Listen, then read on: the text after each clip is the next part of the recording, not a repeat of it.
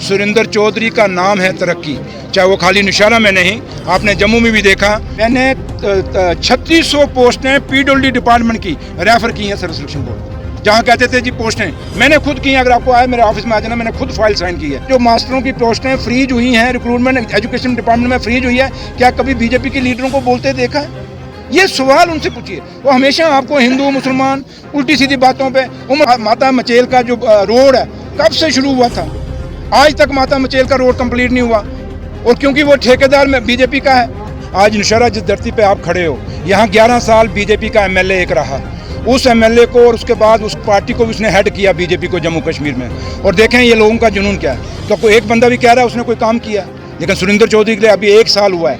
एक आदमी के पास 11 साल रहे, वो कुछ नहीं कर सका, और 1 साल वो आदमी है जिसको 1 साल मिला और उसने कितना काम किया। और ये बोर्ड आपके बोल रहे हैं, और अभी भी मैं इसमें पीएमजे की सड़कें मैंने नहीं लिखी हैं, और दूसरा अभी कहीं दूसरे डिपार्टमेंट्स की मैंने ये नहीं लिखी हैं। ये खाली मैंने, आपने देखा बिजली के 3-4 स्टेशन हमारे रिसीविंग आए हैं। तो इसलिए बहुत काम हमने 1 साल में किया। और आप लगाएं, अगर हमारी यही मेरी माँ वैष्णो देवी ने कृपा रखी, और अगर यही हमारा सब कुछ ठीक रहा, तो बाकी 4 साल में कितने काम होंगे। इसलिए उमर अब्दुल्ला साहब की हिदायत है हमें कि हमें वो काम भी चलाने हैं जो बीजेपी के और पीडीपी के टाइम में बंद थे, जो एलजी के टाइम में बंद थे, जो बीजेपी के जो दावे करती है उनके टाइम में बंद थे। वो काम हमने वो भी कंप्लीट करने हैं और अपनी स्कीमें भी चलानी है। आपने देखा मैं नेशनल कॉन्फ्रेंस का डिप्टी चीफ मिनिस्टर बैठा है, ठीक है, नौशहरा के लोगों के लिए तो मैं एक एमएलए हूँ इनका, लेकिन आप लोगों को तो मैं डिप्टी चीफ मिनिस्टर हूँ।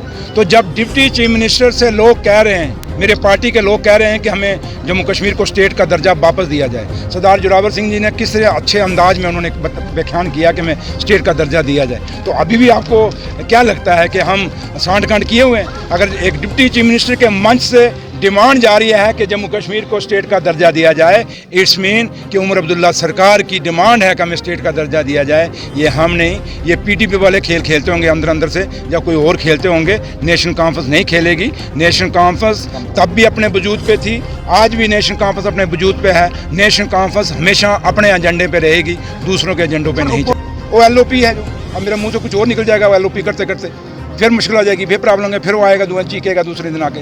तो मैं आपको ये कहता हूँ कि एलओपी के बयान सुनो, दूसरे लीडर उनके जो भी वहाँ बोलते हैं, या उनकी जो ऑफिशियल प्रेस कॉन्फ्रेंस आती हैं बीजेपी के लोगों के, कहीं वो बेरोजगार बच्चों के रोजगार की बात करते हैं, कहीं वो स्टेट के दर्जे की बात करते हैं। तो कहते हैं जब हालात ठीक हो, यार चुनी हुई सरकार आई है, कौन सा हालात चाहिए आपको? इसलिए कभी भी आप डेवलपमेंट पे वो बात करते हैं, कभी भी वो बोलते हैं। आपके सामने मैं परगवाल गया, मैं अखनूर गया, परगवाल इंद्रपत्नी ब्रिज आपके सामने सालों 10-11 साल हो गए वो ब्रिज कंप्लीट नहीं हुआ। बीजेपी के मुंह से सुनते हो कभी? ऐसे कितनी सड़कें, कितनी कॉलेजेस, यूनिवर्सिटीज, आज जम्मू कश्मीर में कितना ड्रग्स आ गया है। क्या बीजेपी के मुंह से किसी भी उनके लीडर से, एलओपी से आप सुनते हैं कोई मुंह से उसके कि ड्रग्स पे बोलता है? आप कदे एलओपी के मुंह से सुनते हैं कि भाई जितनी भी वहाँ पे काम हो रहे हैं, प्रोजेक्ट्स लगे हैं किश्तवाड़ के अंदर, बिजली प्रोजेक्ट लगे हैं, उसमें आम लोगों को नौकरी क्यों नहीं मिलती? वहाँ के लोकल को क्यों नहीं मिलती? किसी एक के कहने पे क्यों मिलती है?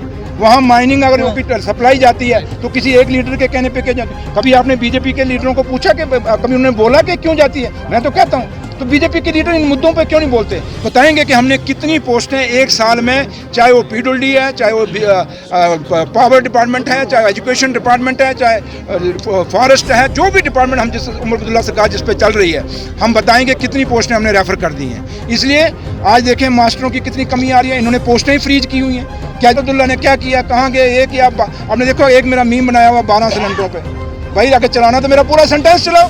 पूरा सेंटेंस ये है कि हमें 5 साल के लिए हमें सरकार में चुना गया है, और जो वादे किए थे 5 साल के लिए किए हैं। 5 साल जब कंप्लीट होंगे, ये सिलेंडर भी हो जाएंगे, ये बिजली भी हो जाएगी, बेरोजगारी का भी होगा।